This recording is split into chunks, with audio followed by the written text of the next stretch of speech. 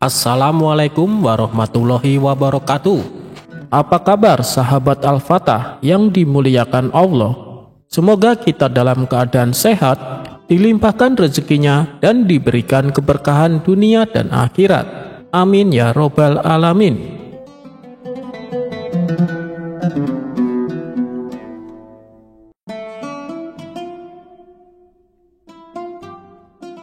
Di suatu sore yang hangat di Baghdad, Khalifah sedang bersantai di taman istana. Ia baru saja menerima utusan dari negeri jauh di seberang lautan. Para utusan itu membawa hadiah aneh, mulai dari tikar dari serat rumput laut, minyak wangi dari lelehan bunga langka, hingga yang paling mengejutkan, daging katak asap dalam toples perak. Ini makanan istimewa dari negeri kami. Hanya bangsawan tertinggi yang boleh menyantapnya, kata sang utusan dengan bangga. Khalifah penasaran. Bagaimana rasanya? Tanya Khalifah. Rasanya seperti ayam, tapi lebih licin, jawab sang utusan dengan wajah serius. Karena tak ingin terlihat tidak sopan, Khalifah memerintahkan agar daging katak itu dihidangkan dalam jamuan makan malam resmi bersama para pejabat istana. Ia pun mengutus pelayan istana memanggil Abu Nawas, yang tentu tak akan melewatkan perjamuan apapun. Malam harinya, meja panjang istana penuh dengan makanan lezat. Namun yang jadi pusat perhatian adalah semangkuk besar daging katak asap, disajikan di tengah-tengah dengan taburan daun mint dan lemon. Abu Nawas datang dengan pakaian rapi, yang entah kenapa penuh kantong tersembunyi. Ia langsung mencium aroma yang aneh. Apa ini Paduka? Tanya Abu Nawas pura-pura polos.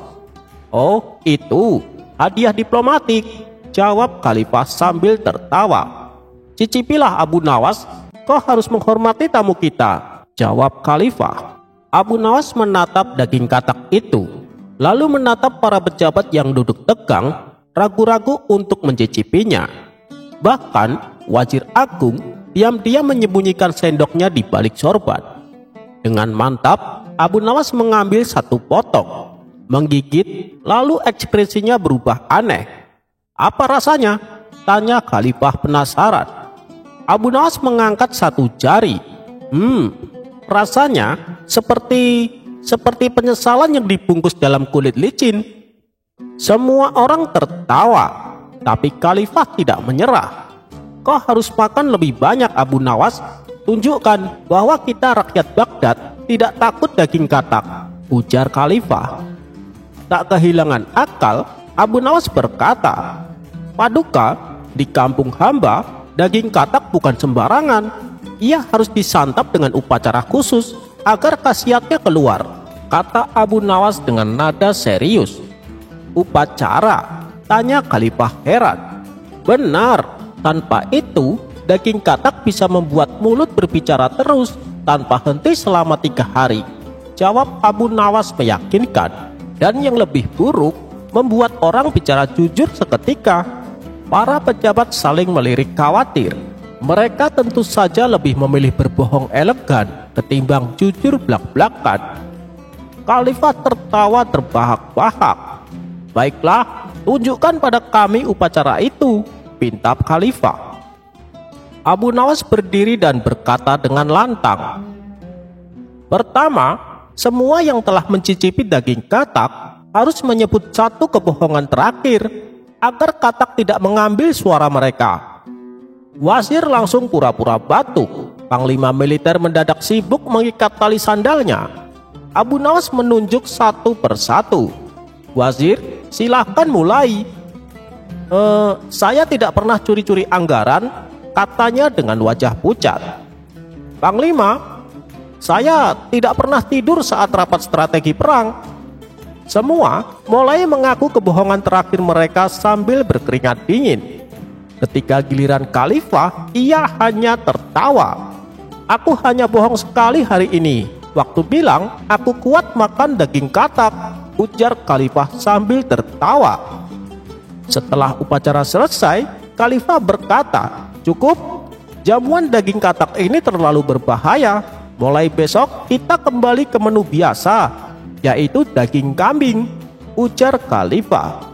Para pejabat bersorak lega. Abu Nawas pulang malam itu dengan perut kenyang, bukan karena makan daging katak, tapi karena ia menyelipkan beberapa potong kebab dari dapur istana ke dalam kantong rahasianya sebelum jamuan dimulai.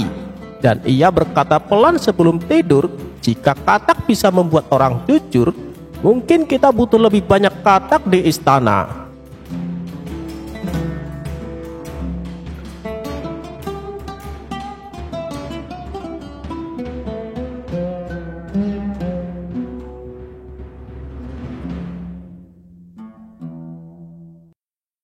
Dikisahkan, Abu Nawas hidup dengan kecerdasannya yang luar biasa. Namun tidak semua orang senang dengan keberadaannya. Seorang pejabat kota yang serakah merasa terganggu karena Abu Nawas sering membongkar kelicikannya. Orang ini terlalu pintar, dia bisa membuatku kehilangan kedudukan, pikir si pejabat. Akhirnya, ia pun menyusun rencana jahat untuk menyingkirkan Abu Nawas. Suatu hari, ia mendatangi hakim kota dengan wajah penuh kepura-puraan. "Tuan Hakim, aku punya laporan penting. Abu Nawas telah mencuri uangku. Aku punya saksi," katanya penuh dengan tipu daya. Hakim mengernyit. "Benarkah? Kalau begitu, panggil Abu Nawas kemari." Abu Nawas yang tidak tahu menahu soal tuduhan itu datang ke pengadilan dengan santai. Hakim menatapnya tajam. "Abu Nawas, kau dituduh mencuri uang pejabat ini. Apa pembelaanmu?" tanya Tuan Hakim. Abu Nawas tersenyum. "Aku ingin tahu dulu, berapa jumlah uang yang katanya kucuri?" tanya Abu Nawas. Pejabat itu dengan cepat menjawab, 100 keping emas. Abu Nawas mengangguk. "Lalu, siapa saksinya?" 2 orang yang sudah dibayar oleh pejabat itu melangkah maju. "Kami melihat sendiri, Tuan Hakim. Abu Nawas mengambil kantong emas itu dari rumah pejabat ini," ucapnya. Hakim mengelus janggutnya. Jika ada saksi, maka tuduhan ini cukup kuat, pikir Tuan Hakim. Tapi Abu Nawas tidak kehilangan akal. Ia berpikir sejenak lalu berkata, "Baiklah Tuan Hakim, jika mereka bilang melihatku mencuri, aku juga ingin membawa saksiku," ucap Abu Nawas. Mendengar itu Hakim mengangkat alis. "Siapa saksimu?" tanya Tuan Hakim. Abu Nawas tersenyum. "Saksiku adalah sungai di luar kota ini." Semua orang bingung. "Sungai? Bagaimana bisa sungai menjadi saksi?" pikirnya. Abu Nawas menjawab santai, "Tuan Hakim, beri aku waktu sebentar. Aku akan pergi ke sungai dan bertanya padanya. Jika sungai bisa menjadi saksi, maka aku bersalah. Jika tidak, aku tidak bersalah." Hakim yang penasaran akhirnya mengizinkan. "Baiklah Abu Nawas, pergilah. Kami akan menunggu di sini." Abu Nawas pun berjalan keluar dengan santai. Namun setelah 1 jam Abu Nawas tidak kembali. 2 jam berlalu, masih tidak ada tanda-tandanya. Hakim mulai tidak sabar dan berkata pada pejabat itu, "Kenapa dia belum kembali?" Pejabat itu menjawab kesal, "Mungkin dia kabur." Tetapi tanpa sadar, ia malah mengatakan sesuatu yang mencurigakan. Orang itu memang licik. Dia tidak mungkin pergi ke sungai hanya untuk meminta kesaksian. Mendengar itu Hakim langsung tersentak. "Tunggu, jadi kau tahu bahwa sungai tidak bisa bersaksi? Lalu kenapa kau percaya pada 2 saksi yang mengatakan bahwa mereka melihat Abu Nawas mencuri dalam rumahmu, padahal rumahmu terkunci?" Pejabat itu terdiam, wajahnya langsung pucat. Dan saat itulah Abu Nawas masuk kembali ke ruangan dengan senyum lebar. "Tuan Hakim, aku sudah bertanya pada sungai. Dia bilang dia tidak melihatku mencuri." Hakim tertawa keras. Tentu saja sungai tidak bisa bersaksi. Dan dengan logika yang sama, Bagaimana mungkin dua orang ini bisa bersaksi jika mereka bahkan tidak berada di dalam rumah saat kejadian? Pejabat itu mulai panik. Hakim pun mengetukkan palu. Saksi palsu, tuduhan palsu, pejabat ini harus dihukum. Para warga yang menonton persidangan pun tertawa. Sementara pejabat itu hanya bisa menunduk malu. Setelah itu, Abu Nawas keluar dari pengadilan dengan santai, membuktikan lagi bahwa akal sehat bisa mengalahkan kelicikan.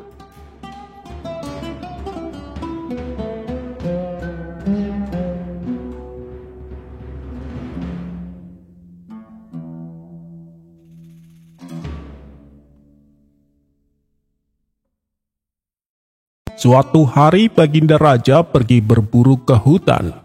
Ia sengaja tidak mengajak Abu Nawas turut serta, karena Baginda Raja beranggapan Abu Nawas hanya sebagai pembawa sial. Namun perburuannya kali ini tidak membuahkan hasil. Pasalnya, hewan-hewan rusa yang biasanya berseliweran, tak ada satupun yang nampak. Kemudian pada keesokan harinya, Abu Nawas menemui Baginda Raja. "Paduka yang mulia, kemarin katanya Paduka habis pergi berburu ya? Kenapa Paduka tak mengajak saya?" tanya Abu Nawas. "Ya, karena kamu pembawa sial, Abu Nawas. Setiap kali aku membidik hewan buruan, ia selalu saja bisa lolos. Itu disebabkan karena kehadiranmu," ujar Baginda Raja. "Oh ya? Lalu bagaimana hasil pemburuan kemarin?" tanya Abu Nawas kembali. "Sayang Abu Nawas, kemarin tidak ada satupun hewan rusa yang nampak. Kalau ada, pasti sudah saya lumpuhkan dengan panahku ini," jawab Baginda Raja. "Kalau begitu, berarti Paduka keliru menilai saya. Saya bukanlah pembawa sial. Kehadiran saya justru pembawa keberuntungan," balas Abu Nawas. "Kenapa bisa begitu?" tanya Baginda Raja heran. "Terbuktikan ketika saya tidak diajak, hewan rusa tidak mau menunjukkan dirinya. Sedangkan waktu saya diajak, hewan buruan terlihat berseliweran," terang Abu Nawas. "Tapi kan gara-gara kehadiranmu, anak panahku selalu meleset," protes Baginda Raja.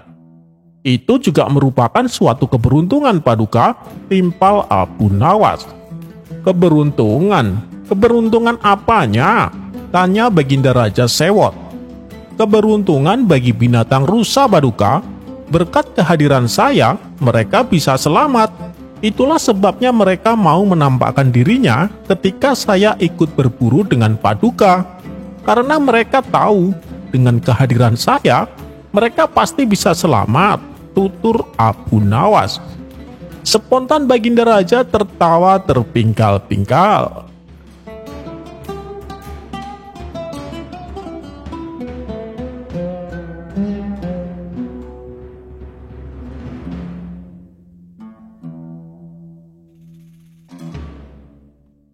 Diceritakan ada seorang pemuda yang taat beribadah. Setiap malam ia tak pernah ketinggalan sholat tahajud.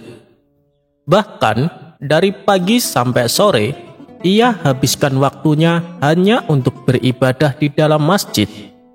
Kabar tentang kealiman si pemuda pun tersebar sampai ke seluruh Baghdad. Abu Nawas yang mendengar kabar tersebut penasaran dengan sosok pemuda alim itu.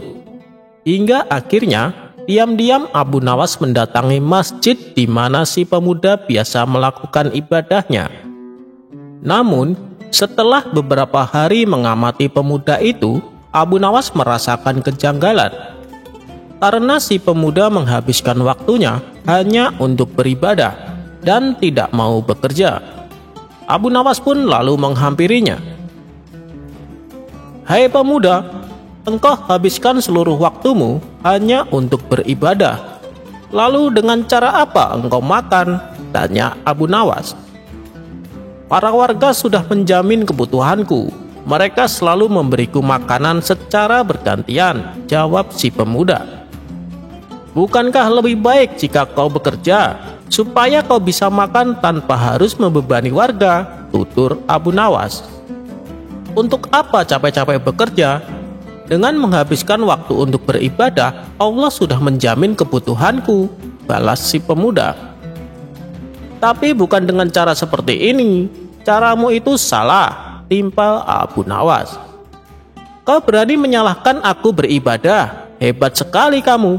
Sedangkan warga di sini, mereka justru memuliakanku dan mereka dengan ikhlas memberiku makanan, tegas si pemuda. Baiklah, lalu apa yang kau harapkan dari ibadahmu? Tanya Abu Nawas. Tentu saja aku menginginkan surga, jawab si pemuda. Ya, itu saat di akhirat nanti. Kalau di dunia, apa yang kau harapkan? Tanya Abu Nawas kembali. Dengan ibadahku ini, aku yakin dengan keajaiban Allah. Suatu saat, aku pasti memperoleh kekayaan tanpa harus bekerja. Sehingga aku bisa lebih giat beribadah, jelas si pemuda. Mendengar hal itu, Abu Nawas hanya bisa geleng-geleng kepala. Ia pun pergi meninggalkan si pemuda. Setibanya di rumah, Abu Nawas memikirkan cara untuk menyadarkan si pemuda. Tiba-tiba terbesit di benaknya sebuah ide yang konyol. Esok paginya, ia kembali mendatangi si pemuda. Hei anak muda, kemarin yang kau katakan ada benarnya juga. Kalau kita rajin beribadah, Allah akan memberi keajaiban pada kita. Karena di kebunku tiba-tiba tumbuh pohon uang, tutur Abu Nawas. Si pemuda pun tertegun mendengarnya. Bolehkah aku melihat pohonmu itu? Tanya si pemuda. Tentu saja boleh, bahkan aku berniat memberikannya padamu, ujar Abu Nawas. Benarkah tuan? Ayo kita ke tempat kebun milik tuan, ajak si pemuda tak sabar. Maka mereka berdua segera berangkat menuju kebun Abu Nawas. Sesampainya di sana, si pemuda tak mendapati pohon uang yang diceritakan oleh Abu Nawas. Mana pohonnya? Tanya si pemuda. Itu dia, jawab Abu Nawas sambil menunjuk pohon kurma yang masih kecil. Itu kan pohon kurma, mana mungkin bisa keluar uang, ujar si pemuda. Bentuknya memang seperti pohon kurma, tapi nanti kalau sudah besar dan berbuah akan menghasilkan uang, jelas Abu Nawas. Baiklah, lalu apa yang harus aku lakukan? Tanya si pemuda. Kau rawatlah pohon kecil itu supaya menjadi besar. Caranya, kau siram air tiap pagi dan sore, jawab Abu Nawas. Sejak saat itulah si pemuda mulai giat bekerja. Di samping ia tekun beribadah, ia juga rajin merawat pohon kurma. Setelah 6 bulan kemudian, pohon kurma itu pun menjadi besar dan berbuah sangat banyak. Akan tetapi si pemuda merasa kecewa dan berkata kepada Abu Nawas, Anda pembohong tuan, saya sudah capek-capek merawat pohon itu, tapi tak ada uang yang keluar, kata si pemuda merasa kesal. Bukankah buah kurma itu uang? Kau petik semuanya dan jualah ke pasar, saran Abu Nawas. Karena sudah terlanjur bersusah payah, si pemuda pun melakukan apa yang disarankan. Dan benar saja, setelah semua buah kurmanya laku terjual, ia mendapatkan uang yang lumayan banyak. Seketika, rasa kecewa si pemuda terobati. Wajahnya menjadi ceria dan bahagia. Bagaimana? Apakah kau masih berminat untuk merawat pohon kurma? Tanya Abu Nawas. Iya Tuan Abu, saya masih berminat, jawab pemuda itu penuh semangat. Nah, begitu dong, ibadah tetap harus kita jalankan, tapi kita juga harus bekerja. Rasulullah sendiri, selain berdakwah, beliau juga bekerja untuk mencari nafkah. Padahal kalau Rasulullah mau, beliau tinggal berdoa tanpa bekerja, dan apapun keinginan beliau pasti akan dikabulkan. Tapi beliau ingin memberi contoh kepada umatnya bahwa mencari nafkah itu juga hukumnya wajib. Apalagi kalau bekerja diniatkan ibadah, misalnya untuk menafkahi keluarganya, dan selebihnya untuk bersedekah, maka akan mendapatkan 2 keuntungan, yaitu keuntungan secara materi, dan juga keuntungan pahala, tutur Abu Nawas. Setelah mendengar penuturan Abu Nawas, si pemuda pun mulai menyadari atas kekeliruannya. Dan ia berjanji mulai saat itu, ia akan rajin beribadah dan juga rajin bekerja.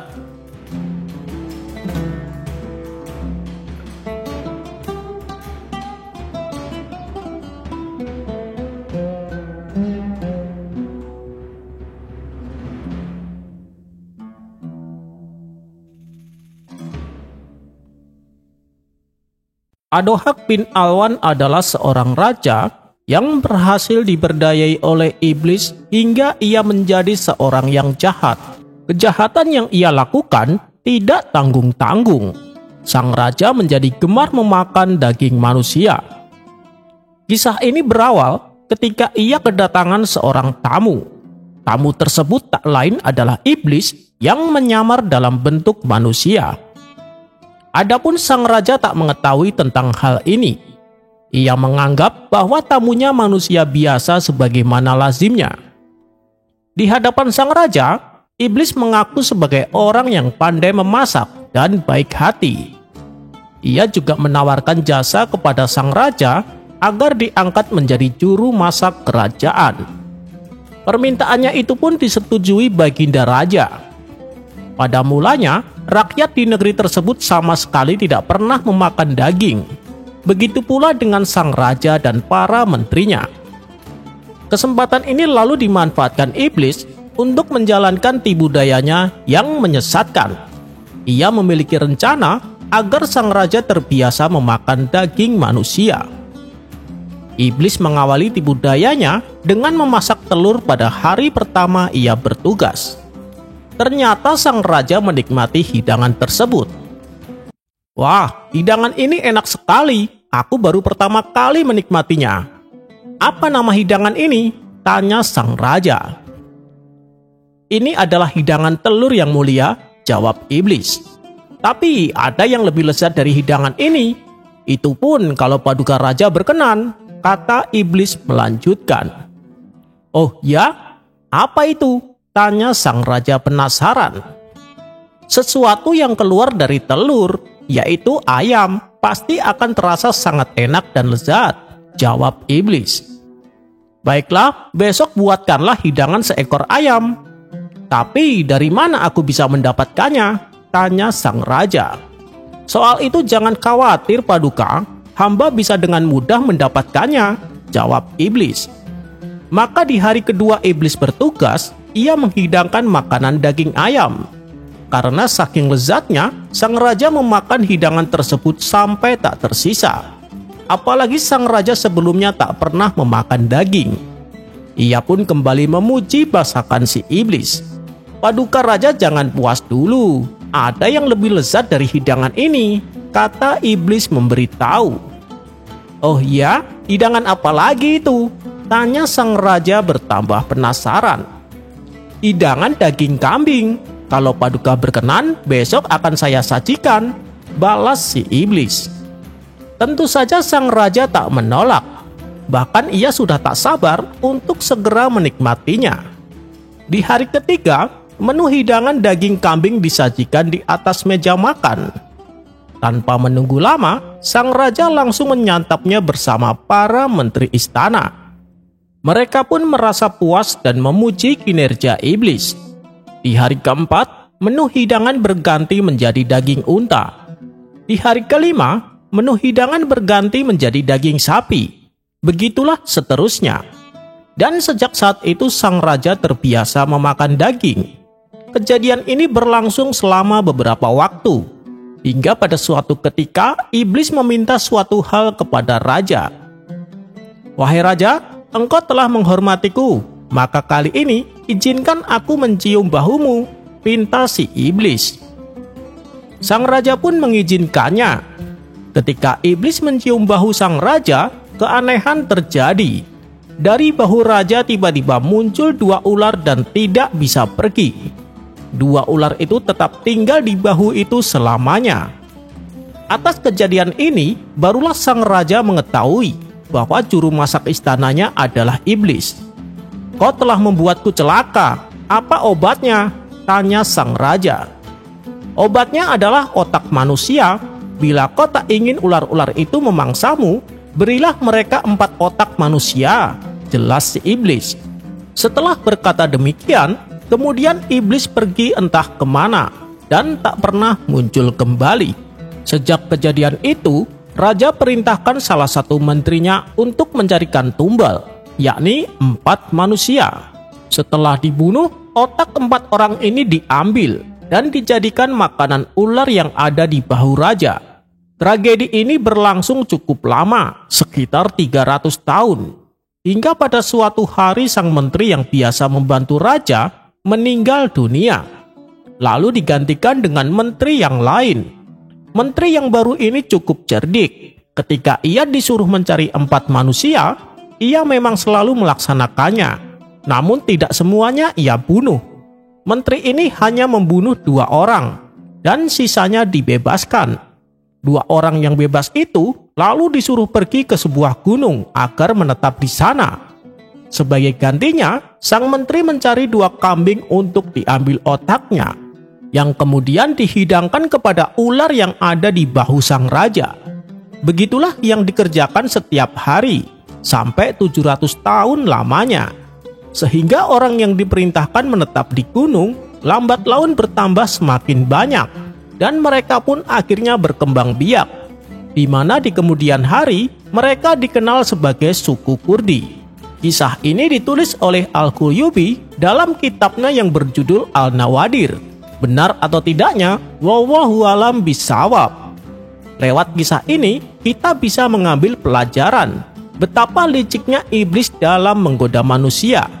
Ia memiliki 1001 cara untuk menjerumuskan dan mengajak manusia agar mengikuti ajakannya. Yang harus selalu diwaspadai adalah godaan iblis selalu dimulai dari hal-hal yang awalnya kita anggap ringan. Semoga Allah menghindarkan kita dari tipu daya iblis.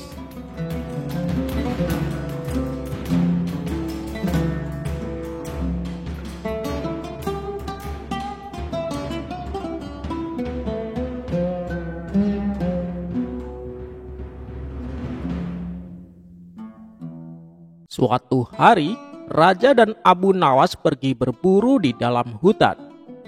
Mereka sangat menikmati perburuan, hingga tak sadar awan gelap mulai berkumpul. Dalam sekejap, hujan deras mengguyur hutan, disertai angin kencang dan kilat yang menyambar. "Abu Nawas, cepat kita harus mencari tempat berteduh," seru baginda raja sambil menepuk kudanya. Mereka berdua bergegas mencari perlindungan. Setelah beberapa saat, mereka menemukan sebuah gubuk tua di tengah hutan. "Ayo, kita masuk ke dalamnya," ujar baginda raja tanpa berpikir panjang. Namun, begitu mereka melangkah masuk, pintu tiba-tiba tertutup sendiri dengan keras. Angin berputar-putar di dalam gubuk. Lilin-lilin di sudut ruangan menyala dengan sendirinya. Dan tiba-tiba muncul sesosok makhluk menyeramkan.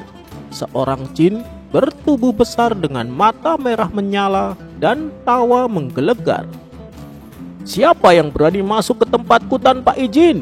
Suaranya menggema di seluruh ruangan. Raja tersentak.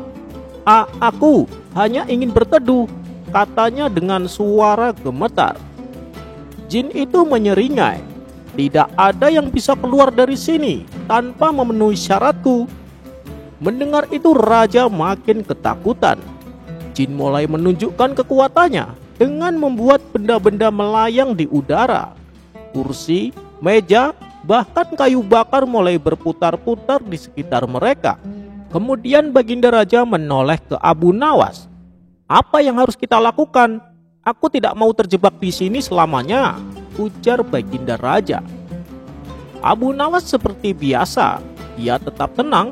Ia lalu mendekati sang jin dan berkata, "Jika kau ingin menakuti kami, kau harus bisa melakukan sesuatu yang lebih menakutkan." Jin itu tertawa. "Aku bisa melakukan apapun. Katakan, apa yang harus kulakukan?" Abu Nawas tersenyum licik. "Kalau begitu, buat dirimu mengecil hingga seukuran semut." Jin itu mengerutkan dahi, tetapi karena sombong, ia langsung merapal mantra, dan tiba-tiba tubuhnya menyusut menjadi sangat kecil. Baginda Raja melihat kesempatan itu. Ini saatnya Abu Nawas, ayo kita lari. Raja berlari sekencang-kencangnya ke arah pintu, tetapi begitu ia membuka pintu dan keluar, gedubrak! Baginda Raja terpleset di tanah yang licin dan jatuh terjungkal. Kepalanya terbentur batu. Dalam seketika, semuanya menghilang. Raja pun terkejut. Ia membuka matanya dan melihat dirinya berada di dalam kamarnya. Ia menyentuh kepalanya, tidak ada luka. Ia melihat sekeliling, tidak ada hutan, tidak ada jin, tidak ada Abu Nawas. Hanya ranjang empuk dan selimut sutra yang membungkus tubuhnya. Baginda Raja terengah-engah dan mengusap wajahnya. Jadi, semua itu hanya mimpi, gumamnya. Tiba-tiba, pintu kamarnya terbuka dan Abu Nawas masuk dengan membawa sepiring buah. "Baginda, Anda tampak pucat, mimpi buruk ya?" tanya Abu Nawas dengan senyum khasnya. Baginda Raja terdiam, menatap Abu Nawas dengan wajah bingung. "Jangan bilang kau juga ada di dalam mimpiku tadi," kata Baginda Raja. Abu Nawas hanya terkekeh. "Saya hanya pelayan Baginda di dunia nyata, tetapi mungkin juga teman dalam mimpi," celetuk Abu Nawas. Raja menggelengkan kepala masih bingung, sementara Abu Nawas menyeringai penuh misteri.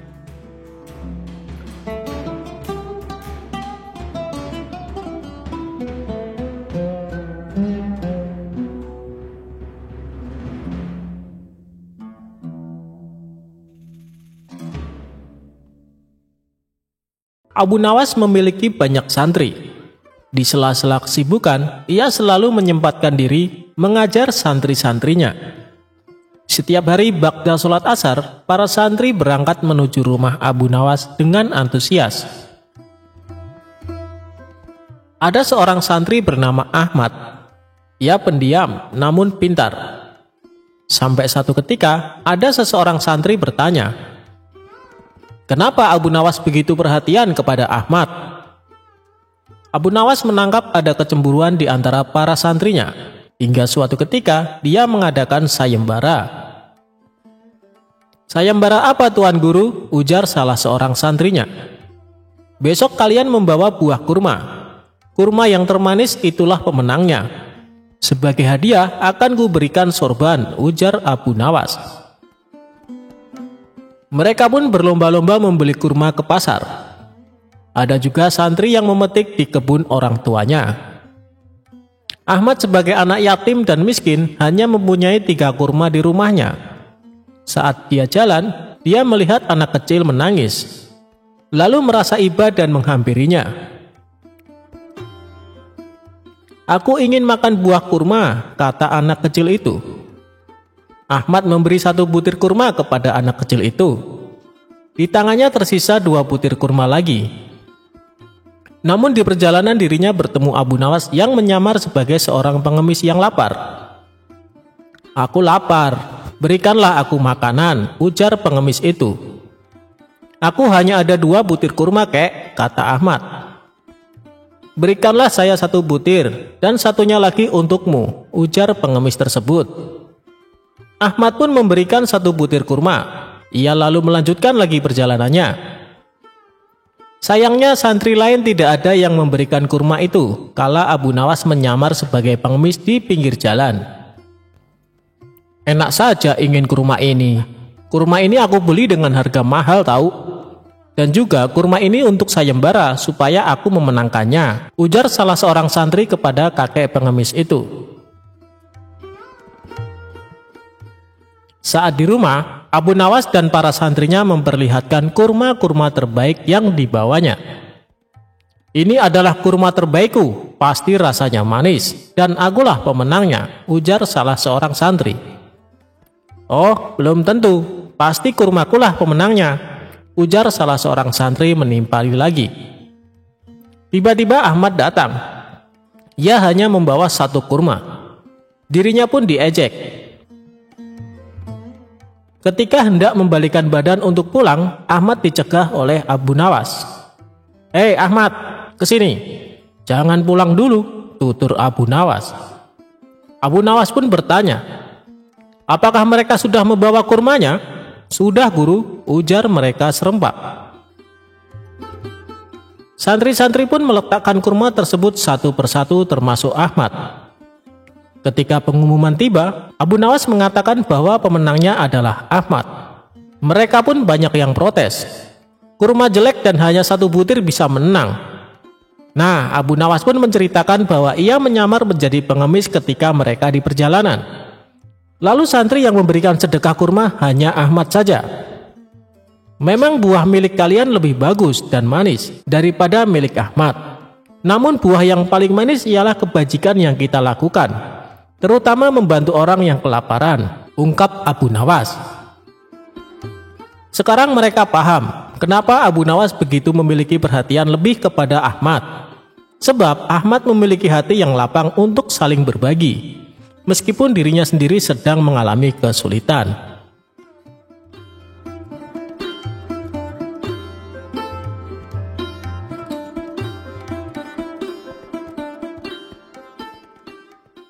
Abu Nawas menangkap pencuri dengan tongkat ajaib. Pada suatu hari, kota Baghdad digemparkan dengan terjadinya pencurian di rumah saudagar kaya raya, dan ada sebanyak uang 100 dinar lenyap di gondol pencuri. Nampaknya pencuri tersebut sangat profesional. Buktinya saja sudah banyak petugas dikerahkan untuk mengejar pencuri itu, namun si maling tak kunjung ketangkap. Sang saudagar kaya raya semakin gusar dibuatnya. Bagaimana tidak, sudah uangnya diambil, kemudian ada rasa penasaran sebenarnya siapa pencuri lihai tersebut. Hebatnya, tak ada satupun pertanda yang bisa dilanjutkan sebagai bahan penyelidikan lebih lanjut. Bahkan meskipun telah mendesak pejabat setempat, tetap saja hasilnya nihil. Pada akhirnya sang saudagar membuat keputusan. Barang siapa yang mencuri hartanya dan dia mau mengembalikan, maka dia akan mendapatkan hak separuh dari harta yang dicuri tersebut.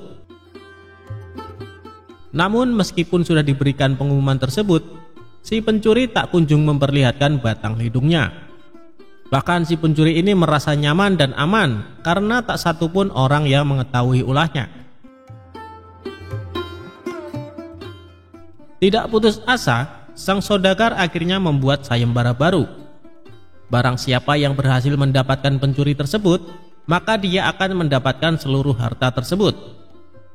Tentu saja sayembara ini sangat menarik warga Baghdad.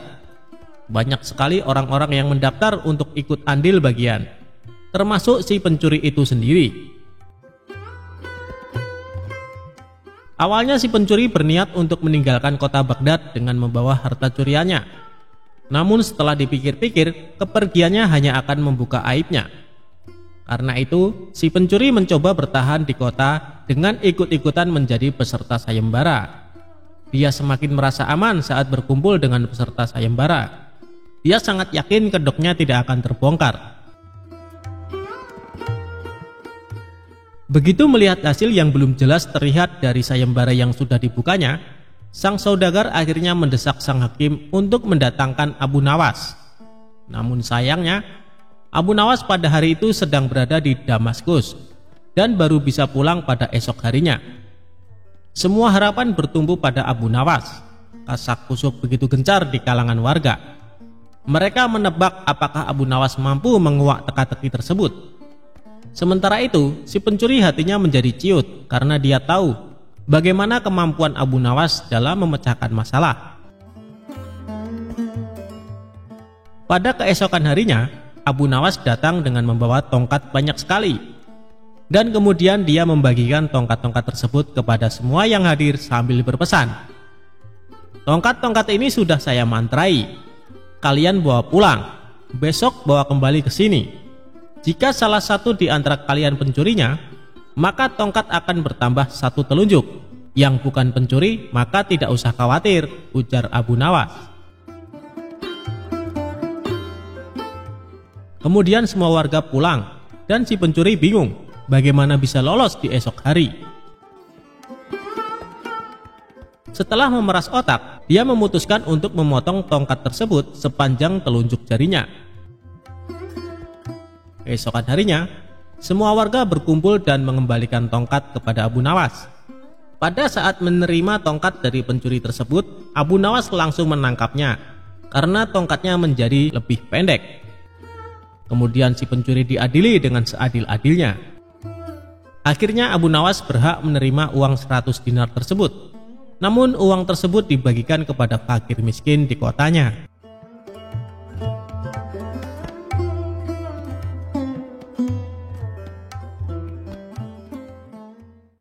Abu Nawas jual arak. Sang raja jadi marah besar.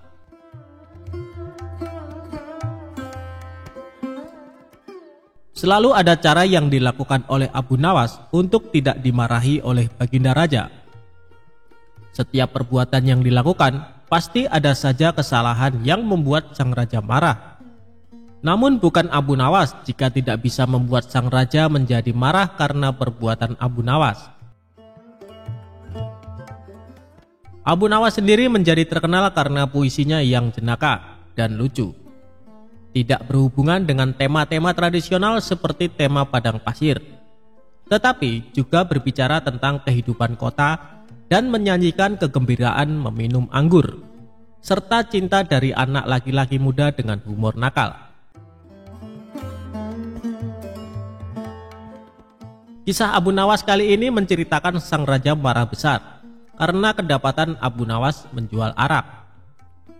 Suatu saat Abu Nawas kepergok membawa botol arak berwarna merah dan sang raja menegurnya. Namun Abu Nawas menyangkal kalau dia membawa arak. Dia menyebutnya air susu yang pemalu. Kecerdasan Abu Nawas benar-benar menghibur baginda raja. Suatu ketika, sang raja murka melihat pekerjaan pengawal kerajaan tidak beres. Setelah diselidiki, para pengawal itu ternyata sedang mabuk-mabukan. "Wahai para pengawalku semua, sudah sering kuingatkan kau jangan sering mabuk-mabukan," ujar baginda raja. Para pengawal terlihat gemetar. Mereka menunduk, tidak berani menatap wajah sang raja karena merasa bersalah. "Ceritakan kepadaku, dari mana kalian mendapat arak itu?" tanya sang raja. Untuk beberapa saat para pengawal itu tidak mau mengaku. Namun setelah raja membentak, para pengawal pun mengaku. "Abu Nawas lah yang membawa arak itu, kami juga diajari mabuk-mabukan olehnya," ujar salah seorang pengawal. "Cepat bawa Abu Nawas ke hadapanku sekarang juga, kalau tidak kalian yang akan menerima hukuman dariku," ujar sang raja. Keesokan harinya para pengawal itu mendatangi rumah Abu Nawas yang sangat sederhana. Sesampainya di rumah Abu Nawas, salah seorang pengawal berkata, "Bawalah botol ini dan katakan ini semua atas perintahmu." "Tunggu dulu, dengan minuman arak ini aku pasti dihukum oleh raja," kata Abu Nawas. "Jika engkau lolos dari hukuman raja, aku akan memberimu sejumlah dinar," ucap sang pengawal. "Lalu apa keuntunganmu memberiku sejumlah dinar?" ucap Abu Nawas. "Jika engkau lolos dari hukuman raja, maka kami juga akan lolos dari hukuman raja. Gunakanlah kecerdasanmu mengelabui raja," kata pengawal itu. Akhirnya Abu Nawas pergi menemui baginda raja membawa arak dengan botol merah. "Wahai Abu Nawas, apa yang engkau pegang itu?" tanya baginda raja. "Ini susu baginda, rasanya enak sekali," jawab Abu Nawas seenaknya. "Bagaimana itu susu? Air itu berwarna merah, sedangkan susu berwarna putih bersih," kata raja. Sang raja pun mengambil botol yang dipegang Abu Nawas. "Betul sang baginda, susu itu berwarna putih bersih. Dia berubah merah karena malu bertemu baginda, dan berubah warna jadi merah merona," jawab Abu Nawas dengan mencoba mengambil hatinya raja yang rupawan. Sang raja pun tertawa sambil geleng-geleng kepala meninggalkan Abu Nawas. Meski ia tahu yang dibawa oleh Abu Nawas adalah arak. "Baiklah, aku maafkan kalian. Tapi jika kalian mengulangi lagi perbuatan kalian, maka hukumannya berlipat ganda," titah sang raja. Dan akhirnya sang raja pun mengampuni kesalahan para pengawal. Sedangkan Abu Nawas mendapatkan sejumlah dinar dari para pengawal karena telah berhasil melaksanakan misinya.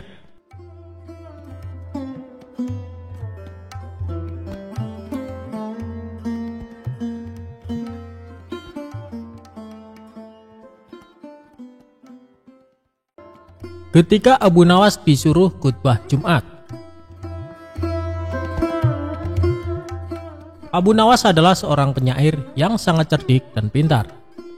Namun selain sebagai penyair, Abu Nawas juga dikenal sebagai mubalek di desa tempat tinggalnya. Oleh sebab itu, suatu ketika Abu Nawas diminta untuk menjadi imam ketika hendak sholat Jumat. Selain itu, pada waktu tersebut Abu Nawas juga diminta mengisi khutbah Jumat untuk memberikan ceramah keagamaan. Setelah mandi dan berpakaian rapi, Abu Nawas pun mulai melangkahkan kakinya menuju ke masjid. Ketika sampai di masjid, tidak lama kemudian terdengar suara azan. Tak lama berselang, datanglah masyarakat yang beragam Muslim dengan sangat ramai. Karena yang menjadi khotib kali ini adalah Abu Nawas, maka banyak sekali masyarakat Muslim yang datang ke masjid. Ceramah dan khutbah Abu Nawas sangat disenangi oleh masyarakat kala itu. Sebab dalam setiap ceramah keagamaan yang disampaikan oleh Abu Nawas sangat relevan terhadap isu-isu yang sedang berkembang. Akhirnya, waktu yang ditunggu para jamaah pun tiba. Abu Nawas naik ke mimbar dan segera memulai khutbahnya. Khutbah tersebut dimulai dengan salam dan berlanjut pada materi yang akan disampaikan oleh Abu Nawas. Namun, pada saat berkhutbah, Abu Nawas melihat para jamaahnya yang mengantuk bahkan sampai tertidur. Melihat hal itu, kemudian Abu Nawas berteriak, "Api, api, api!" dengan sangat keras. Hal tersebut sontak membuat para jamaah sangat terkejut dan berdiri mencari keberadaan api tersebut. Bahkan ada juga jamaah yang hanya saling pandang satu sama lainnya. Kemudian ada salah seorang jamaah yang menanyakan, "Di mana apinya?" kepada Abu Nawas. Walau ada jamaah yang berkata demikian, tapi Abu Nawas tetap melanjutkan khutbahnya. Kemudian keluarlah perkataan dari Abu Nawas, jika ada api yang dahsyat di neraka bagi mereka yang lalai dalam beribadah. Maksud dari teriakan api, api, api dari Abu Nawas adalah api neraka tersebut. Barang siapa yang lalai dalam beribadah, maka ia akan merasakan panasnya api neraka. Usai melakukan ceramah tentang api neraka, kemudian Abu Nawas menutup khutbahnya dengan lantunan doa-doa. Setelah itu, Abu Nawas memimpin sholat Jumat dengan khusyuk dan diikuti oleh para jamaah. Ketika salat, para jamaah masih teringat dan terngiang-ngiang dengan api neraka yang dikatakan oleh Abu Nawas dalam khutbahnya.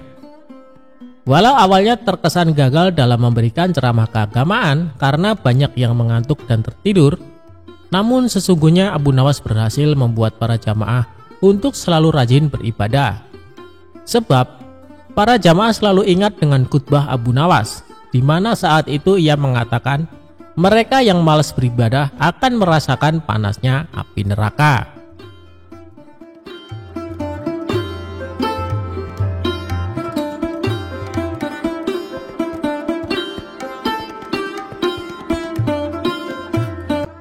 Kisah Abu Nawas dihukum raja minum air mendidih. Inilah akhirnya. Abu Nawas merupakan pujangga Arab yang terkenal cerdas dan cerdik dalam menghadapi segala permasalahan. Ia hidup sejaman dengan baginda Raja Harun. Bahkan Abu Nawas merupakan salah satu rakyat yang sangat dekat dengannya. Di sisi lain, ia juga salah satu warganya yang sering mendapatkan hukuman dari baginda raja. Tapi yang membuat baginda raja kesal, Abu Nawas selalu saja bisa lolos dari hukuman karena kecerdikannya. Dan kali ini Abu Nawas kembali melakukan kesalahan. Abu Nawas ketahuan prajurit istana tengah menenggak minuman keras. Dengan cepat para prajurit ini segera menangkap dan membawanya ke hadapan baginda raja. Abu Nawas, Kelakuanmu masih saja tidak berubah. Selama ini aku sudah berbaik hati sama kamu. Aku sengaja meloloskanmu dari hukuman karena kamu selalu berjanji tidak akan mengulanginya. Tapi kali ini sudah tidak bisa ditolerir lagi. Apapun alasanmu, kamu tetap akan saya hukum, ucap Baginda Raja. Sementara Abu Nawas hanya terdiam, kepalanya tertunduk tak berani menatap. Kira-kira hukuman apa yang pantas diberikan supaya Abu Nawas kapok dengan perbuatannya? Tanya Baginda Raja kepada penasehat istana. Kemudian penasehat istana mengusulkan, bagaimana kalau Abu Nawas dihukum dengan cara minum air yang mendidih? Ternyata usulan tersebut langsung diterima Baginda Raja. Usulanmu bagus sekali, saya setuju denganmu, kata Baginda Raja. Seketika Abu Nawas langsung pucat. Tubuhnya menjadi gemetaran karena sama saja ia akan dihukum mati. Ampun Paduka yang mulia, hamba mohon keringanan hukuman, minta Abu Nawas. Keputusanku sudah bulat Abu Nawas, dan tak bisa ditawar-tawar, balas Baginda Raja. Baiklah Paduka, kalau itu memang sudah keputusan Paduka, saya terima dengan berat hati. Tapi sebelum saya menjalani hukuman, izinkan saya menemui istri dan anak-anak saya untuk berpamitan, ujar Abu Nawas. Sejenak Baginda Raja terdiam. Ia heran dengan kata-kata Abu Nawas yang berpamitan. Maksudnya bagaimana Abu Nawas? Tanya Baginda Raja merasa heran. Begini Paduka, apabila air mendidih masuk ke dalam perut, bukan hanya lidah dan bibir saja yang akan melepuh, tapi semua organ tubuh di dalamnya juga ikut melepuh. Tidak menutup kemungkinan saya akan mati saat itu juga, jelas Abu Nawas. Baginda Raja pun terkejut, ia tak menyadari akan hal itu. Kasihan juga Abu Nawas, tapi masa saya harus menarik kembali ucapan saya? Itu tidak mungkin. Martabat saya sebagai raja akan jatuh, pikir Baginda Raja. Baiklah Abu Nawas, saya penuhi permintaanmu. Sekarang juga kamu pulang, tapi besok kamu harus sudah ada di sini, titah Baginda Raja. Abu Nawas pun lalu pamit pulang. Sesampainya di rumah, Abu Nawas memberitahu istri dan anak-anaknya tentang hukuman yang akan dijalani. Mengapa Baginda Raja sekejam itu? Kata istrinya tak terima. Sudahlah wahai istriku, bila memang ini sudah takdirku untuk mati, saya harap kamu dan anak-anak mengikhlaskan kepergianku, tutur Abu Nawas. Mereka lalu menangis sambil berpelukan erat. Malam pun semakin larut.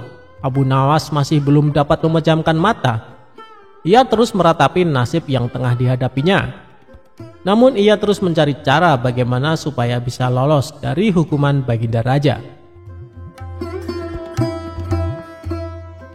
Saat Abu Nawas sedang memutar otaknya, tiba-tiba rasa lapar mulai menghinggap. Wahai istriku, adakah makanan yang tersisa untukku? Tanya Abu Nawas.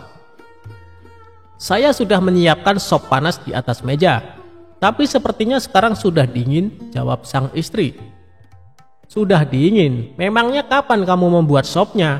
Tanya Abu Nawas kembali. Tadi sewaktu habis isya, ini kan sudah tengah malam, jadi wajar kalau sopnya sudah dingin, kata sang istri memperjelas.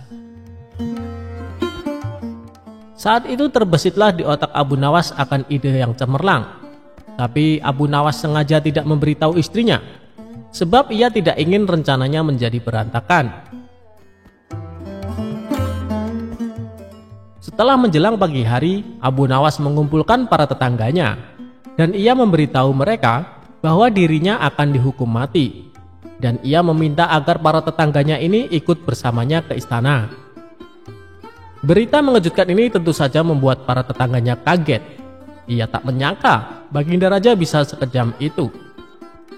Abu Nawas, kamu kan dekat dengan Baginda Raja, kenapa tidak minta ampun darinya? Tanya mereka. Biarlah, nasi sudah menjadi bubur. Baginda Raja juga tidak akan mencabut ucapannya, terang Abu Nawas. Maka berangkatlah Abu Nawas ke istana dengan didampingi keluarga dan para tetangganya. Melihat kedatangan Abu Nawas bersama orang banyak, Baginda Raja pun bertanya, "Hei Abu Nawas, kenapa kau bawa orang banyak sekali? Apakah kau hendak melawanku?" Dengan ekspresi wajah sedihnya, Abu Nawas menjawab, "Ampun Paduka, Paduka jangan salah paham. Mereka semua adalah tetangga saya Paduka. Mereka ingin melepas kepergian saya." Baginda Raja pun akhirnya tidak keberatan akan hal itu. "Baiklah Abu Nawas, apakah kau siap menjalani hukuman?" tanya Baginda Raja. "Saya siap Paduka, silahkan bawa kemari air mendidihnya," balas Abu Nawas. Lalu beberapa prajurit istana membawakan bejana yang berisi air mendidih ke hadapan Abu Nawas. "Sekarang kamu minum air mendidih itu Abu Nawas," kata Baginda Raja. "Siap Paduka yang mulia, tapi sebelumnya izinkan saya meminta maaf dan berpamitan kepada keluarga saya dan para tetangganya," pinta Abu Nawas. "Oh silakan," ucap Baginda Raja. Abu Nawas pun menghampiri istri dan anak-anaknya. Suara tangis istri dan anak-anak Abu Nawas pun pecah. Orang-orang yang hadir pun ikut bersedih. Tak terasa air mata Baginda Raja juga ikut menetes. Sebenarnya Baginda Raja tidak tega, tapi ia tidak mungkin membatalkan hukuman. Karena banyaknya tetangga yang ikut hadir, tentu saja memakan waktu lama hingga tak terasa air mendidih yang ada di dalam bejana menjadi dingin.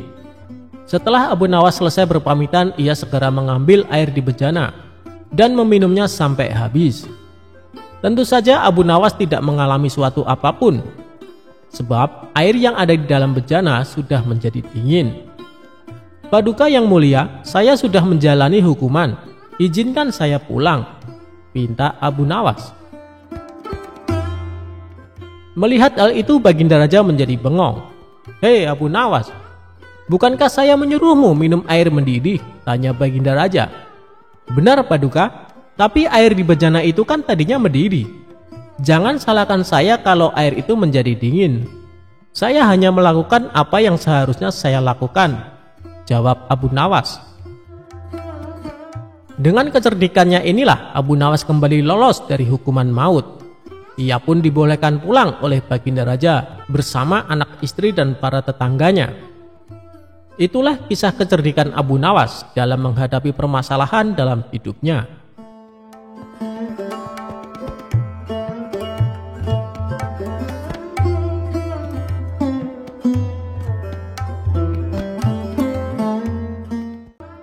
Abu Nawas menipu malaikat untuk menghindari pertanyaan kubur.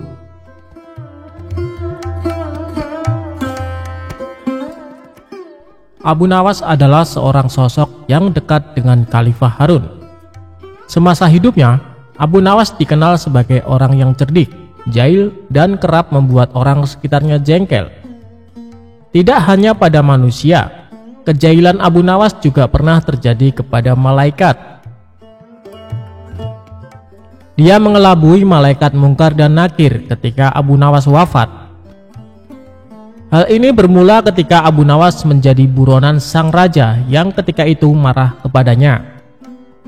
Para pasukan mencari Abu Nawas atas perintah raja agar ditangkap dalam keadaan hidup atau mati. Setelah mencari kesana kemari, pasukan sang raja nihil menangkap Abu Nawas dan kembali pulang ke kerajaan.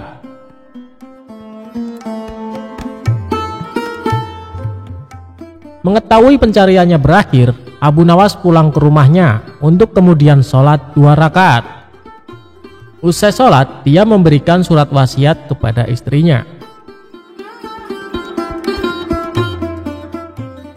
Beberapa waktu pun berlalu dan Abu Nawas wafat. Dari situ, kisah Abu Nawas menipu malaikat pun dimulai.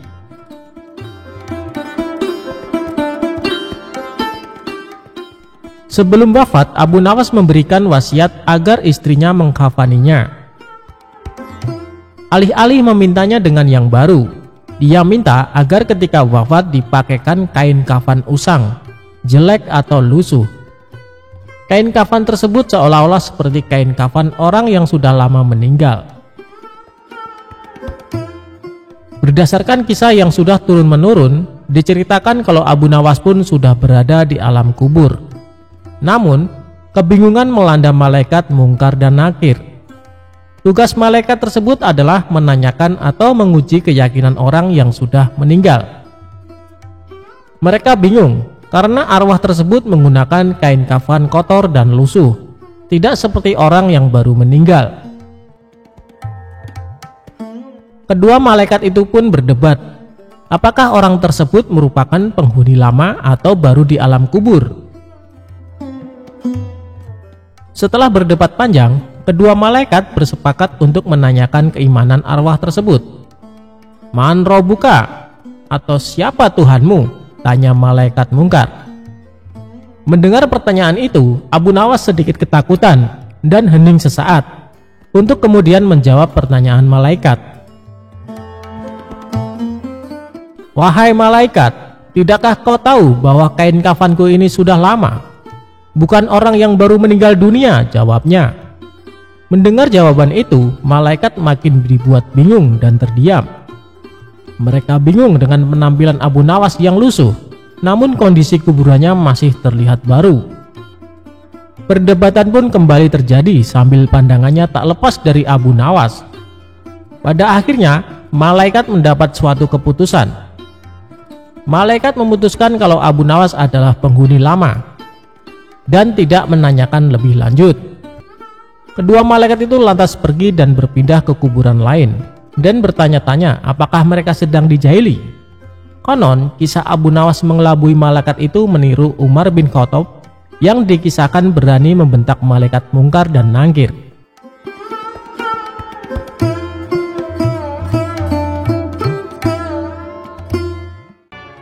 Abu Nawas kok ditipu? Ya ditipu balik pelakunya. Suatu kali, Abu Nawas memutuskan menjual satu-satunya keledai yang biasa digunakan sebagai kendaraan karena dia sangat membutuhkan uang. Istrinya pun menyetujui rencana itu. Dalam perjalanannya ke pasar hewan, dia bertemu seseorang. Orang itu lantas menanyakan harga jual ternak yang disebutnya sebagai kambing. Berkerutlah kening Abu Nawas karena orang itu menyebut keledainya sebagai kambing. Abu Nawas menyanggah bahwa hewan yang dibawanya bukanlah kambing, tetapi keledai. Seseorang tadi lantas menantang Abu Nawas untuk segera menjual hewan itu di pasar. Abu Nawas tentu akan memperoleh harga yang amat murah menurutnya. Abu Nawas meneruskan perjalanannya. Dia tak terlalu menghiraukan seseorang yang baru bicara dengannya tadi. Tak lama berselang, ia bertemu seseorang lagi ketika dia sedang menunggangi keledainya.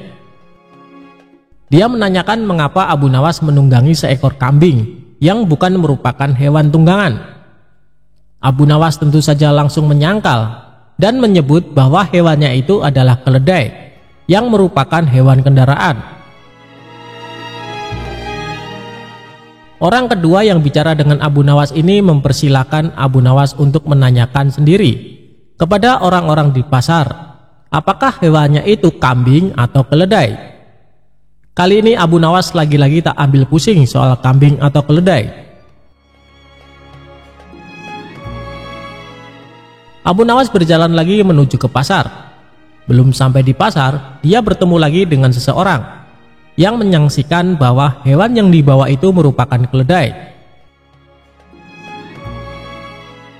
Dia menanyakan kepada Abu Nawas, hendak kemanakah kambing itu dibawa? Abu Nawas jadi terperangah dan mulai ragu. Sudah 3 orang menyebut keledainya itu sebagai kambing. Orang ketiga ini terus meyakinkan bahwa hewan yang dibawa Abu Nawas merupakan kambing. Akhirnya di tangan orang keempat, Abu Nawas menjual kambing itu dengan harga 3 dirham. Sesampainya di rumah, Abu Nawas mendapat omelan dari sang istri karena menjual keledai dengan harga sangat murah. Dia baru menyadari kalau dirinya baru saja kena tipu oleh kawanan orang yang telah bekerja sama.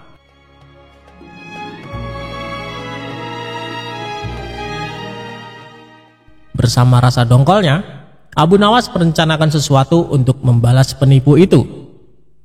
Dia cari kayu dari hutan dan direkayasanya seolah-olah merupakan kayu ajaib yang bisa mewujudkan apa saja yang diinginkannya.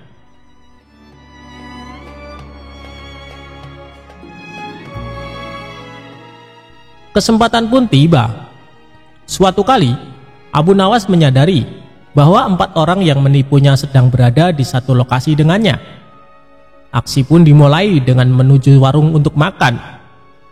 Usai makan, Abu Nawas yang merasa terus diperhatikan kawanan penipu tersebut menunjuk-nunjukkan tongkat kepada penjual dan langsung ngelayar pergi tanpa membayar.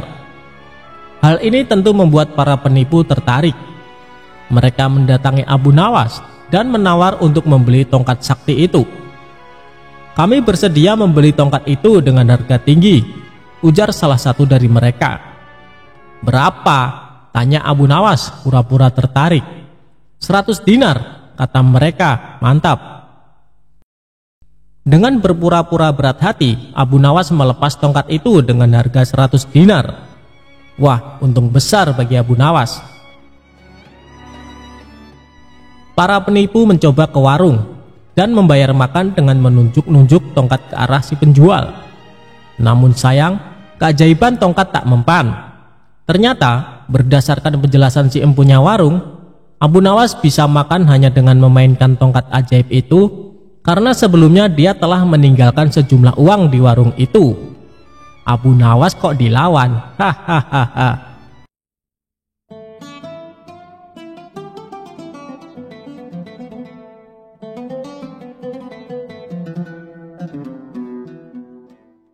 Suatu hari, raja didatangi oleh orang miskin yang mengadukan suatu masalah.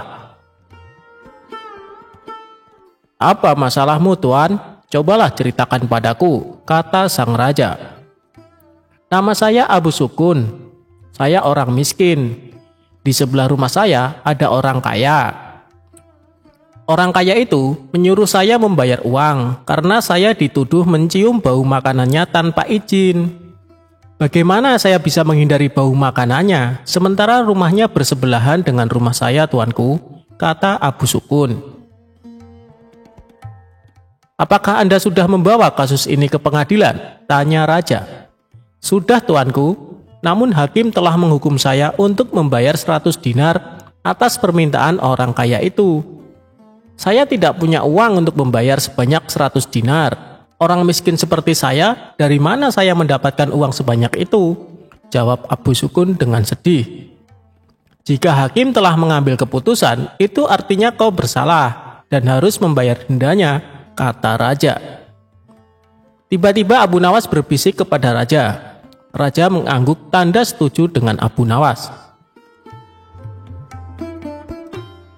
"Besok saya akan pergi ke pengadilan untuk meminta masalah ini untuk dibicarakan lagi supaya mendapat keadilan," kata raja. "Sudahlah, aku akan membantumu. Baginda ingin masalah ini diselidiki dan diadili dengan baik," kata Abu Nawas kepada Abu Sukun. Tengah malam, Abu Nawas meminta raja untuk pergi ke rumah hakim. Tiba-tiba mereka mendengar percakapan di rumah hakim. Dengan cepat, Abu Nawas dan raja bersembunyi sambil mendengarkan percakapan dari dalam rumah hakim. "Saya mendengar raja ingin kasus saya dibawa ke pengadilan lagi. Ini uang 100 dinar saya berikan kepada Anda agar kasus ini saya menangkan," kata si kaya. Raja pun terkejut dan marah. "Besok kita harus pergi ke pengadilan dan tuanku harus menjadi saksi atas perbuatan mereka," kata Abu Nawas. Keesokan harinya di pengadilan. "Hakim, Abu Sukun telah mencium bau makanan dari rumah saya tanpa izin. Sebagai bukti, Abu Sukun semakin gemuk sementara saya semakin kurus. Itu tidak adil dan saya meminta Abu Sukun untuk membayar 100 dinar untuk bau makanan yang sudah dicium Abu Sukun," kata orang kaya. Di pengadilan, Abu Nawas adalah pengacara Abu Sukun. Abu Nawas berkata, "Hakim, tidak adil jika Abu Sukun dihukum hanya karena mencium baunya saja. Sedangkan orang kaya ini yang memakan makanan dan merasa kenyang. Agar adil, saya usulkan agar orang kaya ini dibayar dengan mendengarkan suara 100 keping dinar, kata Abu Nawas tegas. Sementara uang 100 dinarnya harus diberikan kepada Abu Sukun karena sudah difitnah. Dan hakim sendiri akan dihukum oleh raja karena memakan 100 dinar uang suap dari orang kaya, kata Abu Nawas. Hakim kaget dan sangat malu ketika tindakannya juga terungkap. Benar Hakim, aku telah melihat dan mendengar dengan jelas tentang penipuanmu tadi malam, kata sang raja. Baginda Raja sangat terkesan dengan penjelasan Abu Nawas dan memecat Hakim karena tidak jujur dan memakan suap. Ingat, menjadi hakim kalau tidak benar dan adil akan dijebloskan ke neraka, kata Abu Nawas sambil memberi nasihat. Raja pun senang dan memberikan banyak hadiah kepada Abu Nawas.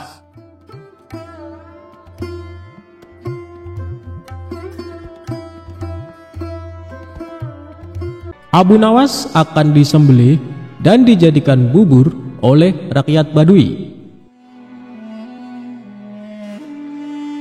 Alkisah, pada suatu hari, Abu Nawas yang cerdik sedang menghabiskan waktunya dengan berjalan-jalan di kota Baghdad. Kemudian, ia memutuskan untuk pulang ketika langit mulai senja dan azan maghrib sebentar lagi berkumandang. Agar cepat sampai ke rumah, untuk pertama kalinya ia lewat kampung Badui di sebuah gurun. Di kampung itu, ia bertemu dengan orang-orang yang sedang memasak bubur. Aromanya sangatlah sedap. Orang-orang juga sangat ramai. Saat hendak lewat, tiba-tiba saja ada segerombolan pria menghadanginya. Pria-pria itu menutup kepala Abu Nawas dan membawanya ke salah satu rumah warga. Meski berulang kali minta tolong, tak ada satupun orang yang menolongnya. Setelah sampai di sebuah rumah, salah satu pria berwajah gali itu membuka penutup kepala Abu Nawas. "Kenapa kalian menangkapku? Apa salahku? Aku hanya ingin pulang ke rumah dengan cepat. Maka dari itu aku melewati kampung ini," ujar pria bersurban itu. "Tentu saja kau tak punya salah apa-apa. Hanya saja setiap orang yang lewat sini akan kami tangkap. Kami akan menyembelihmu dan menjadikanmu sebagai kaldu untuk bubur-bubur yang kami buat," ucap salah satu pria. "Jadi bubur-bubur yang kalian sajikan itu adalah bubur-bubur berbahan daging manusia?" tanya Abu Nawas. "Hahaha, tentu saja, rasanya tak kalah nikmat dengan daging sapi atau daging unta. Kau mau mencobanya?" ucap salah seorang pria. "Tapi kenapa harus daging manusia? Bukankah berdosa membunuh sesama manusia?" tanyanya polos. "Ini semua salah pemerintah yang tak mengurus kami. Daging sapi dan daging unta sangatlah mahal. Rakyat di kampung kami ini miskin," jawab pria berwajah gali tersebut. Lalu, para pria di kampung Badui mengarak Abu Nawas ke tempat penyembelihan. Dengan cepat Abu Nawas memikirkan cara agar terbebas dari penyembelihan. Karena kecerdikannya, ia pun berhasil menemukan solusi. "Tunggu dulu, sebelum kalian menyembelihku, lihatlah betapa kurusnya tubuhku ini. Percuma saja kalian hanya akan memakan tulang. Kalau kalian mau, besok aku akan membawakan kalian temanku yang gemuk, yang bisa kalian makan selama 5 hari, ucapnya meyakinkan. "Kau pikir kami akan percaya dengan kata-katamu? Kau hanya menipu kami kan?" bentak salah satu pria. "Namaku Abu Nawas, aku tinggal di desa ujung kota Baghdad. Jika aku berbohong, silahkan mendatangiku. Kalian tak akan menyesal bila melepaskanku kali ini, karena aku akan menepati janjiku," ucap Abu Nawas. Para pria di kampung Badui itu lalu berunding sejenak. Mereka lalu memutuskan untuk percaya dengan perkataan tawanan mereka. "Baiklah, kami percaya dengan perkataanmu. Besok bawakan kami temanmu yang gemuk itu. Maka kau akan kami bebaskan," ucap pimpinan kampung itu.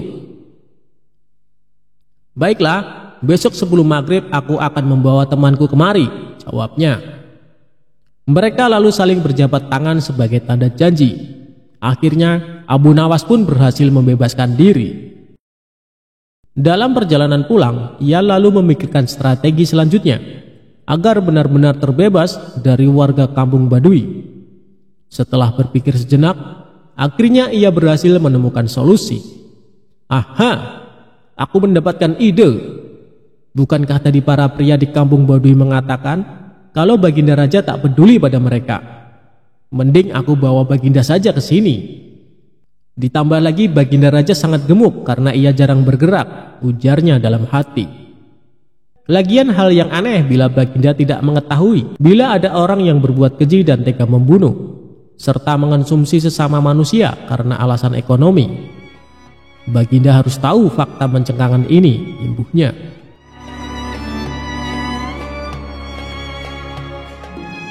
Keesokan harinya, Abu Nawas menemui Baginda Raja. Setelah menundukkan kepala sebagai tanda hormat, ia lalu berkata, "Tuanku Baginda Raja yang mulia, hamba hendak mengajak Baginda ke tempat yang memiliki makanan sangat lezat." Di manakah itu? Makanan apa yang sangat lezat itu? Tanya Baginda Raja. Di kampung Badui ada bubur yang sangat nikmat. Baginda akan menyesal bila tak mencicipinya, jawab pria cerdik itu. Karena suka makan, Baginda pun langsung menyetujui untuk berkunjung ke kampung Badui.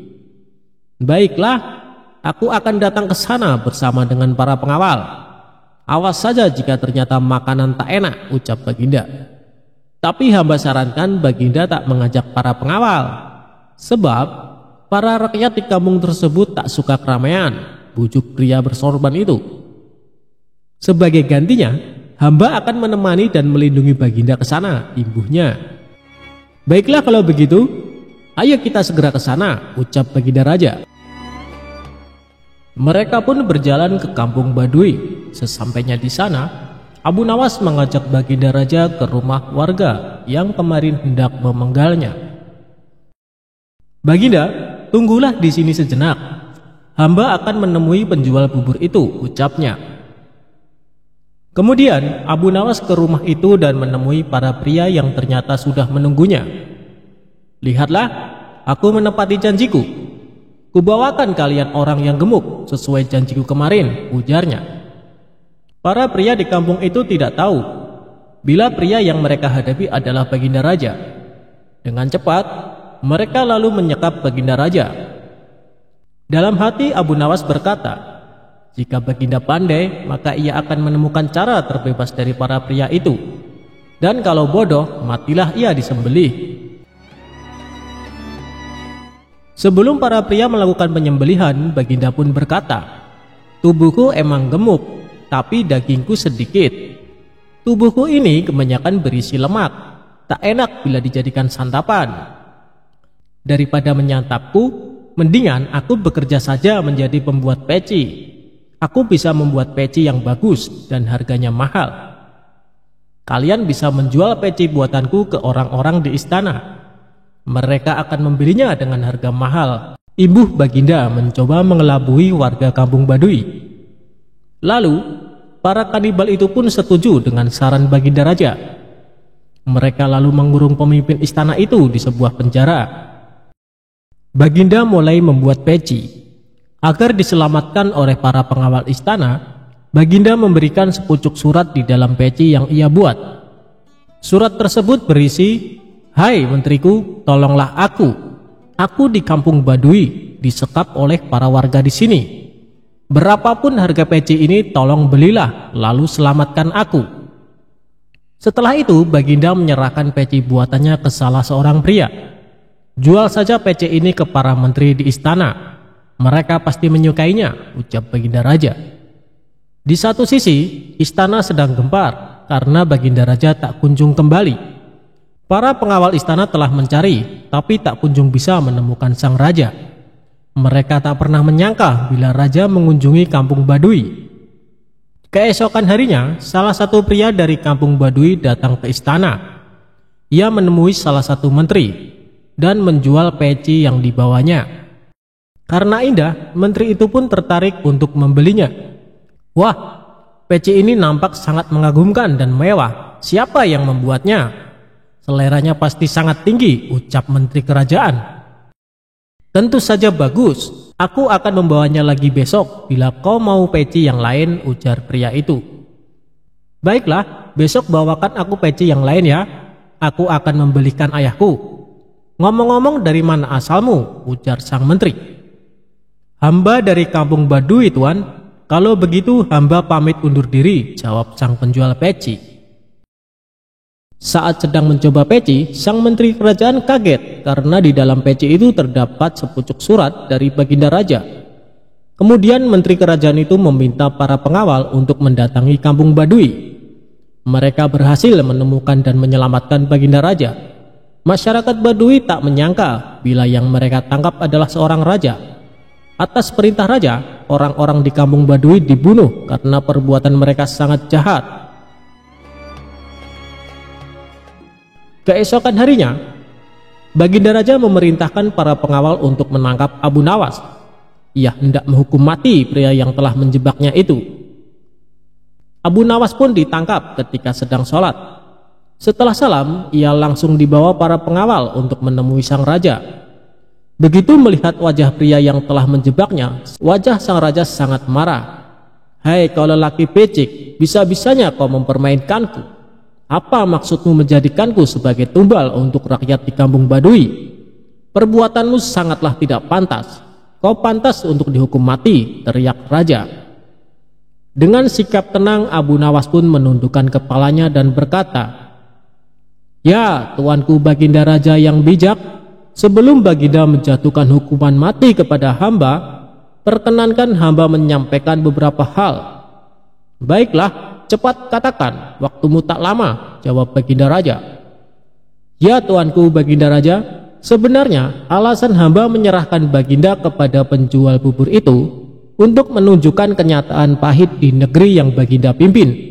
Sebab bila tak mengalaminya langsung, bisa saja Paduka tak percaya dengan perkataan hamba. Padahal semua kejadian yang terjadi di negeri ini adalah tanggung jawab Baginda sebagai seorang pemimpin," ucap Abu Nawas. "Bukankah raja yang adil dan bijak sebaiknya mengetahui seluruh perbuatan rakyatnya? Untuk itu hamba mengajak Paduka pergi ke kampung Baduy. Lagi pula hamba sudah bisa menduga bila Baginda adalah pemimpin cerdas, sehingga pasti bisa lolos dari jebakan mereka. Demikian tuanku. Jika perkataan hamba ini salah, silakan hukum hamba.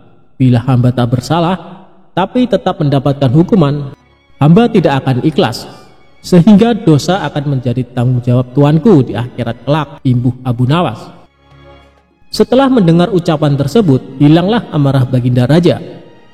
Dalam hati ia membenarkan seluruh ucapan pria itu.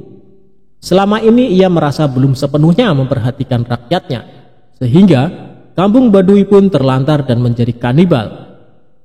"Baiklah, akan kuampuni segala perbuatanmu, tapi berjanjilah kau tak mengulangi lagi perbuatanmu," perintah Baginda Raja. Abu Nawas pun menganggukkan kepala dan pamit dari istana. Setelah kejadian tersebut, Baginda menjadi pemimpin yang semakin peduli kepada rakyatnya. Ia tak ingin ada masyarakat yang terlantar.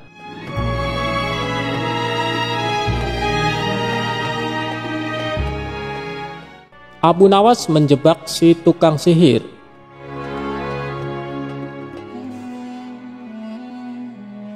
Abu Nawas atau dikenal sebagai Abu Ali Al-Hasan bin Hani Al-Hakimi adalah seorang pujangga Arab. Abu Nawas dilahirkan di kota Ahvaz di negeri Persia. Dengan darah Arab dan Persia mengalir di tubuhnya. Abu Nawas adalah seorang ulama besar yang terkenal dengan kecerdasannya dan dipercaya sebagai wali Allah. Dikisahkan, Abu Nawas mempunyai burung nuri yang sangat lucu, dan Baginda Raja ingin memilikinya. "Kalau kau berniat menjualnya, jangan ditawarkan kepada orang lain. Tawarkan saja kepadaku. Berapapun harganya, aku akan membayarnya," ujar Baginda Raja kepada Abu Nawas. Abu Nawas tidak menjawab, dia hanya mengangguk. Tapi dalam hati dia berkata, "Mana mungkin aku menjual burung yang tidak berharga ini kepada Baginda," ucap Abu Nawas dalam hati. Keesokan paginya Abu Nawas datang ke istana. Dia datang dengan membawa burung nuri yang diinginkan Baginda itu. Abu Nawas tidak ingin menjualnya. Dia ingin memberikan cuma-cuma kepada Baginda. Tapi di pintu gerbang istana, 2 orang pengawal menahannya. "Siapa kamu? Ada keperluan apa menghadap Baginda Raja?" hardik kedua pengawal dengan wajah bengis. Rupanya, kedua orang pengawal istana tersebut adalah orang kepercayaan Perdana Menteri Abu Dahi yang selalu ingin mencelakakan Abu Nawas. "Aku hendak menyerahkan burung nuri ini kepada Baginda Raja karena beliau sangat menyukainya," jawab Abu Nawas. "Tinggal saja burung jelek itu di sini, biar aku yang menyerahkan kepada Baginda," ucap salah seorang pengawal. Abu Nawas pun menurut. Dalam situasi seperti ini, dia tidak mungkin melawan. Tapi suatu saat mereka pasti akan menemui perbuatannya. Oleh kedua pengawal kepercayaan Abu Dahi, burung nuri Abu Nawas ditukar dengan burung gereja. Setelah itu diserahkan kepada Baginda Raja. Perdana Menteri Abu Dahi yang melihat kejadian itu tersenyum simpul memuji hasil kerja anak buahnya. Berdebah, gigi Baginda gemetar menahan amarah. Dia merasa terhina oleh perbuatan Abu Nawas. Burung nuri yang diharapkan tapi burung gereja yang dikirimkan. Tanpa menunggu waktu, saat itu juga Baginda mendatangi rumah Abu Nawas. "Abu Nawas, kalau kau keberatan menjual burung nuri kepadaku, aku tidak apa-apa. Tapi jangan kau kirim burung gereja ke istana. Itu suatu penghinaan buatku," kecam Baginda dengan mata memerah menahan amarah. "Begini Baginda," tutur Abu Nawas mencoba meredakan amarah Baginda. "Istana Baginda telah kemasukan 2 orang penyihir yang menjadi penjaga pintu gerbang istana. Kedua orang itu bisa menyihir seekor burung gereja, dan hamba yakin besok-besok kedua orang itu bisa menyihir burung beo menjadi burung nuri. Kalau tidak percaya, tunggulah besok di istana. Baginda akan menyaksikan sendiri betapa hebatnya sihir mereka." Sambil berkata begitu, Abu Nawas mengelus-elus seekor burung beo yang bertengger di depan jendela rumahnya. Burung beo itulah yang akan dibuat menjebak kedua pengawal bengis istana. Pagi-pagi sekali Abu Nawas sudah tiba di istana. Dia membawa burung beo di tangannya. Di depan gerbang lagi-lagi dia dicegat oleh pengawal. "Ada perlu apa lagi kau di sini?" Kedua pengawal kembali menghardik Abu Nawas. "Ada perlu apa lagi kau di sini?" Kedua pengawal kembali menghardik Abu Nawas. "Sudah ku bilang, kau tidak akan bisa bertemu Baginda," ucap sang pengawal. "Maaf, kemarin aku keliru. Aku sebenarnya hendak memberikan burung beo ini kepada Baginda Raja, tapi aku keliru mengambilnya. Baginda pasti marah-marah mendapat kiriman burung nuri itu. Semua orang tahu Baginda sangat benci burung nuri. Dia pernah tersesat di hutan gara-gara burung nuri keparat itu. Maafkan aku telah membuat Baginda marah." Bujuk Abu Nawas seolah-olah cerita itu benar-benar terjadi. "Taruhlah saja di situ, biar aku nanti yang akan menyerahkan kepada Baginda Raja," perintah pengawal istana. Terpengaruh bujukan Abu Nawas, kedua kaki tangan Abu Dahi itu pun menukar burung beo dengan burung nuri. Setelah itu mereka menyerahkan kepada Baginda. Keduanya bersukaria karena sebentar lagi Abu Nawas pasti akan mendapat hukum yang setimpal dari Baginda, pikir mereka. Setelah menerima burung nuri itu dari kedua pengawal istana, Baginda terperangah kaget. Ternyata benar apa yang dikatakan Abu Nawas. Kedua pengawal ini bisa menyihir alias menggelapkan barang yang bukan haknya. "Ini nurinya, mana beonya?" sindir Baginda yang langsung membuat wajah kedua pengawal itu pucat pasi. Belum sempat kedua pengawal itu menjawab, Baginda Raja langsung menitahkan perintah yang tak disangka-sangka. "Karena hasil kerja yang sangat bagus, kalian berdua aku beri hadiah hukuman cambuk masing-masing 50 kali. Perdana Menteri Abu Dhabi yang menyaksikan kejadian itu kini hanya bisa tertunduk lesu.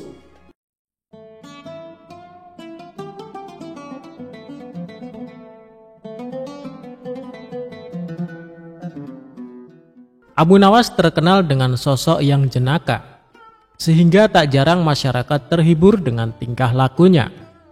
Abu Nawas merupakan tokoh sufi juga penyair kenamaan yang cerdik dan cerdas. Abu Nawas dan istrinya dikenal salah satu keluarga yang sangat harmonis, sehingga tak jarang dari masyarakat yang iri melihat keharmonisannya. Istri Abu Nawas juga dikenal warga sebagai wanita solehah. Hingga pada akhir hayatnya, banyak masyarakat pun merasa sedih ditinggalkannya.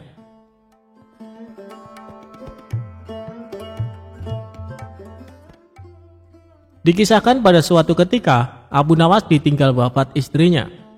Semua warga yang mengenal kedua pasangan suami istri itu tak menyangka dan turut berduka cita. Saat itu orang-orang mengira kematian istrinya itu pasti akan membuat Abu Nawas sangat sedih. Namun ternyata sebaliknya. Baru beberapa hari saja Abu Nawas sudah kembali ceria. Pada suatu hari, setelahnya Abu Nawas kembali melakukan aktivitas seperti biasanya. Dan tidak ada lagi tampak raut kesedihan. Orang-orang pun merasa heran. Setelah beberapa harinya, Abu Nawas kembali diberi kesedihan. Karena keledai satu-satunya telah mati untuk selamanya. Kematian keledainya itu rupanya membuat Abu Nawas sangat terpukul. Hampir 1 bulan lamanya, Abu Nawas terlihat sangat bersedih. Orang-orang pun kembali dibuat heran dengan sikap Abu Nawas yang aneh itu. Mereka beranggapan Abu Nawas telah keliru. Salah satu tetangganya lalu mendatangi Abu Nawas. "Saya tahu kamu telah kehilangan keledaimu. Tapi tidak perlu bersedih seperti itu, Abu Nawas. Apalagi sampai berlarut-larut. Tapi yang membuatku heran, ketika kamu kehilangan istrimu, kamu dengan cepat kembali ceria. Kesedihanmu saat itu hanya beberapa hari saja," kata si tetangga kepada Abu Nawas. Abu Nawas tidak setuju dengan anggapan tetangganya itu. "Kalau saja kalian ingat saat aku kehilangan istriku, tetangga kita yang di ujung sana bilang, 'Hai Abu Nawas, kamu jangan terus bersedih. Saudara perempuanku siap menjadi istri terbaikmu.' Sementara tetangga kita yang lain berkata, 'Hai Abu Nawas, berbahagialah. Anak perempuanku yang cantik siap akan aku nikahkan denganmu tanpa mas kawin.' Oleh sebab itulah saat kepergian istriku, hatiku pun tidak terlalu bersedih. Tapi sekarang saat keledaiku meninggal, tak ada seorang pun yang datang menghiburku dan menawarkan keledainya pengganti kepadaku," jawab Abu Nawas. Mendengar penuturan Abu Nawas, tetangganya itu hanya terdiam dan tak berkata apapun.